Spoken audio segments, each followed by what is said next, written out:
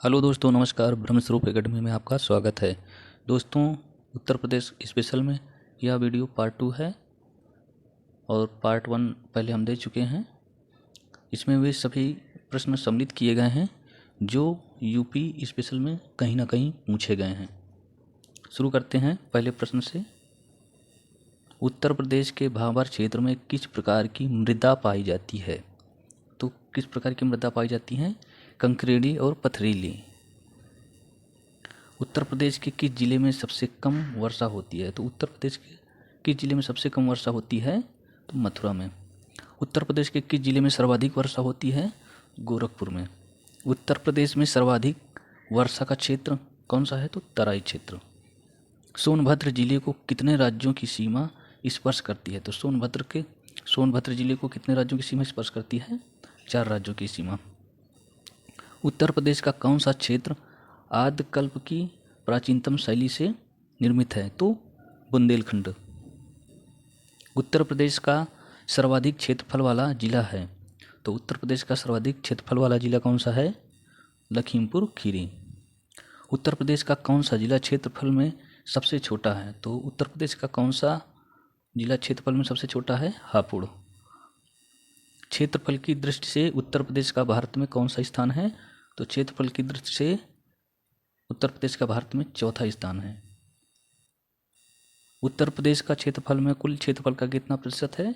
7.3%। किस देश की सीमा उत्तर प्रदेश से मिलती है? तो नेपाल देश की सीमा उत्तर प्रदेश से मिलती है। उत्तर प्रदेश की सीमा भारत के कितने राज्यों से मिलती है? तो उत्तर प्रदेश की सीमा भारत के 9 राज्यों से मिलती है। उत्तर प्रदेश के किस जिले की सीमा नेपाल से लगती है? तो उत्तर प्रदेश के महाराजगंज जिले की सीमा नेपाल से लगती है। किस फसल का उत्तर प्रदेश भारत में सर्वप्रमुख उत्पादक है? तो गेहूं फसल का उत्तर प्रदेश भारत में प्रमुख उत्पादक है। भारत में प्रथम कृषि विश्वविद्यालय की स्थापना कहाँ की गई? तो भारत में प्रथम कृषि विश्वविद्यालय की स्थापना पंतनगर में की गई। उत्तर प्रदेश की प्रमुख फसल क्या है? गेहूं है। उत्तर प्रदेश में लाल मिट्टी कहाँ पाई जाती है? तो मिर्ज़ापुर और झांसी में लाल मिट्टी पाई जाती है। उत्तर प्रदेश में कौन सा फसल चक्र सर्वाधिक उपयुक्त है? तो उत्तर प्रदेश में धान, मक्का और गेहूँ। उत्तर प्रदेश में प्रथम दुग्ध सहकारी समिति की स्थापना कहाँ हुई? लखनऊ में। उत्तर प्रदेश में विक्रय अधिशेष अधिकतम है? तो विक्रय अधिशेष अधिकतम किसका है? गेहूँ का। उत्तर प्रदेश किस फसल के उत्पादन में अग्रणी है? तो गेहूँ, गन्ना और आलू में अग्रणी है। उत्तर प्रदेश में पान उत्पादन के लिए कौन सा जिला विशेष रूप से प्रसिद्ध है? तो महोबा जिला। उत्तर प्रदेश में अवनालिका अपर्दन से सबसे अधिक प्रभावित जिला कौन सा है? तो कौन सा जिला है अवनालिका अपर्दन से प्रभावित? इटावा। उत्तर प्रदेश में प्रथम दुग्ध सहकारी समिति की स्थापना कहाँ हुई थी? लखनऊ में। उत्तर प्रदेश में वायु मृदा अपर्दन से सर्वाधिक प्रभावित क्षेत्र कौन सा है? तो पश्चिमी क्षेत्र। अवनालिका अपर्दन से कौन था? इटावा। उत्तर प्रदेश के कुल कितने पारिस्थितिकी क्षेत्र में बांटा गया है? तो उत्तर प्रदेश को कुल 20 पारिस्थितिकी क्षेत्रों में बांटा गया है। उत्तर प्रदेश का सबसे महत्वपूर्ण नकदी फसल कौन सा है? तो गन्ना है। उत्तर प्रदेश का प्रमुख वाणिज्यिक फसल कौन सा है? गन्ना है। नकदी बोले या वाणिज्यिक बोले एक ही है।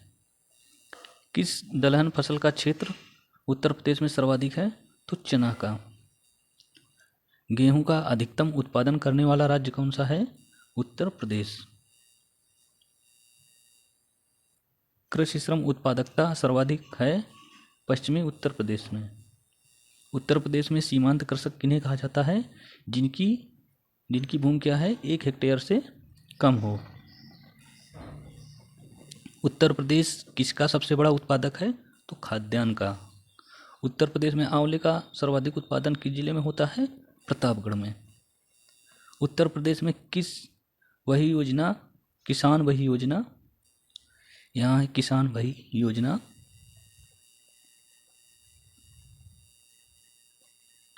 किसान वही योजना कब लागू की गई थी? तो 1992 में। उत्तर प्रदेश राज्य में संतरे की सर्वाधिक पैदावार वाला जिला है, तो संतरे की पैदावार वाला जिला कौन सा है? सहारनपुर। उत्तर प्रदेश के तराई क्षेत्र में विशेषकर सिद्धार्थनगर में उगाई जाने वाली सुगंधित चावल की किस्म का क्या नाम है? काला नमक। ये काला नमक चावल की किस्म का नाम है। प्रदेश में किस नदी को राष्ट्रीय जलमार्ग संख्या 1 के रूप में प्रयुक्त किया जा रहा है? तो गंगा को। उत्तर प्रदेश की सबसे लंबी नहर कौन सी है? तो शारदा नहर है। उत्तर प्रदेश की पेय परियोजना है, तो उत्तर प्रदेश की पेय परियोजना कौन सी है? गोकुल बैराज परियोजना। किस नदी को राष्ट्रीय नदी घोषित किया गया है? तो गंगा नदी को राष्ट्रीय नदी घोषित किया गया है। हथनी कुंड परियोजना किस नदी पर है? तो हथनी कुंड परियोजना यमुना नदी पर है। माटा टीला परियोजना किस नदी पर है? माटा टीला परियोजना बेतवा नदी पर है। रानी लक्ष्मीबाई बांध किस नदी पर है? ये भी बेतवा नदी पर है। रिंद बांध किस नदी पर है? रिंद बांध किस नदी पर है? रिहन नदी पर। बिठूर किस नदी के किनारे है? तो गंगा नदी के किनारे। गोरखपुर किस नदी के किनारे है? तो गोरखपुर राप्ती नदी के किनारे बसा है। जौनपुर किस नदी के किनारे है? तो जौनपुर गोमती नदी के किनारे है। और लखनऊ किस नदी के किनारे है? तो वो भी गोमती नदी के किनारे है। कौशाम्बी किस नदी के किनारे है? तो कौशाम्बी यमुना नदी के किनारे है। राजघाट बांध एवं नहर परियोजना उत्तर प्रदेश और मध्य प्रदेश सरकार की बराबर सहयोग वाली संयुक्त परियोजना है जो बनाई जा रही है। तो कहाँ बनाई जा रही है? बेतवा नदी पर। राजघाट एवं नहर परियोजना बेतवा नदी पर बनाई जा रही है। कौन सा बांध बेतवा नदी पर बनाया गया है? तो राजघाट बांध। फुलहर झील भारत के किस राज्य में स्थित है? उत्तर प्रदेश राज्य में। परीक्षा बांध किस नदी पर अवस्थित है? तो परीक्षा बांध बेतवा नदी पर अवस्थित है। 110 मीटर ऊंचा बिहार जलप्रपात उत्तर प्रदेश के किस नदी पर है? तो टोंस नदी पर है। उत्तर प्रदेश में सबसे ऊंचा बांध कौन सा है? तो रामगंगा बांध। किस नदी का तटवर्ती क्षेत्र अवनालिका क्षरण के लिए प्रसिद्ध है? तो चंबल नदी का। कौन सी नदी ब्रह्मघाट नामक स्थान पर करनाली नदी से मिलती है और घाघरा बन जाती है? तो कौन सी नदी है जो करनाली स्थान पर मिलती है? करनाली नदी से मिलती है ब्रह्मघाट नामक स्थान पर, और फिर क्या बन जाती है? घाघरा। तो कौन सी नदी है वो? शारदा नदी। कौन सी नदी उत्तर दिशा में नहीं बहती? तो गंडक नदी है जो उत्तर दिशा में नहीं बहती। चित्रकूट किस नदी के किनारे है? तो चित्रकूट मंदाकिनी नदी के किनारे है। मथुरा यमुना नदी के किनारे बसा है। अयोध्या किस नदी के किनारे है? सरयू नदी के किनारे है। किस राज्य में सर्वाधिक सिंचाई नलकूप से होती है? तो उत्तर प्रदेश में सिंचाई नलकूप से होती है। रुद्रप्रयाग किन नदियों के मिलने से बनता है? तो अलकनंदा और मंदाकिनी नदी से। नंदप्रयाग अलकनंदा और नंदाकिनी से मिलकर के नंदप्रयाग बनता है। कर्णप्रयाग कहाँ है? तो अलकनंदा और पिंडारी नदी से मिलकर बनता है कर्णप्रयाग। देवप्रयाग जो कि भागीरथी और अलकनंदा से मिलने से बना है देवप्रयाग। वाराणसी गंगा के बाएं तट में स्थित है। गोविंद वल्लभ पंत सागर अवस्थित है। तो गोविंद वल्लभ पंत सागर कहाँ अवस्थित है? सोनभद्र में। अर्जुन बांध नहर से लाभान्वित जिला कौन सा है? तो हमीरपुर है। ओबरा जल विद्युत केंद्र किस नदी पर बनाया गया है? तो ओबरा जल विद्युत केंद्र रिहन नदी पर बनाया गया है। नरौरा आणविक संयंत्र अवस्थित है। तो नरौरा आणविक संयंत्र कहाँ है? बुलंदशहर में। रिलायंस समूह द्वारा 1200 मेगावाट की ताप विद्युत स्टेशन की स्थापना की गई है। कहाँ की गई है? रोजा में। ऊर्जा के किस रूप में प्रदूषण की समस्या नहीं होती? तो ऊर्जा के सौर ऊर्जा के रूप में प्रदूषण की समस्या नहीं होती है। उत्तर प्रदेश के किस नहर पर सर्वाधिक जल विद्युत उत्पादन केंद्र है? तो ऊपरी गंगा पर। प्रदेश में विद्युत ऊर्जा का सर्वाधिक महत्वपूर्ण स्रोत क्या है? तापीय ऊर्जा। शीतला जल विद्युत परियोजना कहाँ है? तो झांसी में।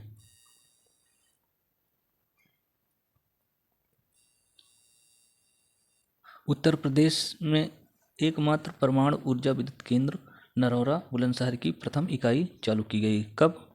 1951 91 में। उत्तर प्रदेश में वैकल्पिक ऊर्जा के विकास के लिए वैकल्पिक ऊर्जा विकास संस्थान की स्थापना कब की गई है? तो 1983 में। ओबरा ताप विद्युत केंद्र की स्थापना किस देश के सहयोग से की गई है? तो सोवियत रूस के। माता टीला किस राज्य में स्थित है? तो माता टीला उत्तर प्रदेश राज्य में स्थित है। राज्य का पहला तैरता सौर ऊर्जा संयंत्र कहाँ बनाया गया है? रिहंद नदी पर। बखीरा पक्षी विहार कहाँ है? तो बखीरा पक्षी विहार संत कबीर नगर में है। कौन सा वृक्ष पर्यावरण संकट उत्पन्न करता है? तो यूकेलिप्टस पर्यावरण संकट उत्पन्न करता है। उत्तर प्रदेश में नवाबगंज पक्षी विहार कहाँ है? उन्नाव में। उत्तर प्रदेश में सर्वप्रथम किस पक्षी विहार की स्थापना की गई थी? तो नवाबगंज पक्षी विहार की। उत्तर प्रदेश का सर्वाधिक विस्तृत पक्षी विहार कौन सा है? तो लाख बहोसी पक्षी विहार, ये सबसे बड़ा पक्षी विहार है। ओखला पक्षी विहार कहाँ है? ओखला पक्षी विहार गौतम बुद्ध नगर में है। समसपुर पक्षी विहार कहाँ है? रायबरेली में। पार्वती अरंगा पक्षी विहार कहाँ है? गोंडा में। सोनभद्र में कौन सी धातु पाई जाती है? तो एंडालुसाइट, डोलोमाइट और पाइराइट। राष्ट्रीय वन नीति के अनुसार देश की कुल भौगोलिक क्षेत्रफल के कितने भाग पर वन होने चाहिए? तो 1/3 भाग पर वन होने चाहिए। उत्तर प्रदेश राज्य में एस्बेस्टस कहाँ पाए जाते हैं? तो उत्तर प्रदेश राज्य में एस्बेस्टस कहाँ पाए जाते हैं? मिर्ज़ापुर में। उत्तर प्रदेश में एक बब्बर शेर सफारी कहाँ है? तो बब्बर शेर सफारी उत्तर प्रदेश में कहाँ? इटावा में है। उत्तर प्रदेश में यूरेनियम कहाँ पाए जाते हैं? ललितपुर में। उत्तर प्रदेश में कोयले के भंडार कहाँ पाए जाते हैं? सिंगरौली क्षेत्र में। शीशे वाली बालू यानी कि ग्लास सैंड कहाँ पाई जाती है? तो प्रयागराज में।